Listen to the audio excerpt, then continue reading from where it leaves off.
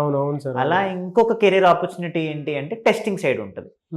Testing ఏంటి అంటే ఒక వెబ్ అప్లికేషన్ ని ఎండ్ టు ఎండ్ వర్క్ అవుతుందా లేదా, ఎక్కడెక్కడ బగ్స్ ఉన్నాయి, ఈ ఫ్లో కరెక్ట్గా ఉందా లేదా, sign in sign up correct అవుతుందా లేదా, పేజ్ కరెక్ట్ గా లోడ్ అవుతుందా లేదా, ఆ టెస్టింగ్ ఆటోమేషన్ కూడా పైథాన్ ని వాడతారు.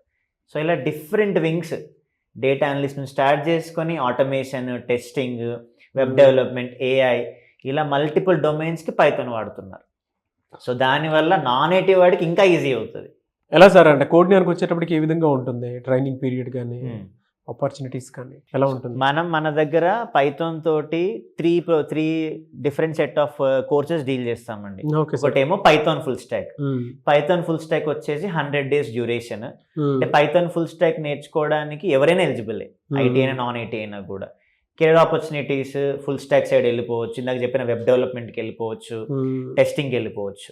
అలా కాదు నాకు కోడింగ్ తక్కువ కావాలి అనుకునేవాడు, data analyst same 100 days program duration అది. వాడు ఇంకొంచెం ఏ సైడ్ వెళ్ళాలి అనుకోండి, డేటా సైన్స్లోకి వెళ్తాడు వాడు, అది 6 months duration. So Python full stock, data analysis, data science, ఇలా మన దగ్గర 3 different ప్రోగ్రామ్స్ ఉన్నాయి. స్టూడెంట్ బ్యాక్గ్రౌండ్, వాడి ఇంట్రెస్ట్ బట్టి మనం సజెస్ట్ చేస్తాం.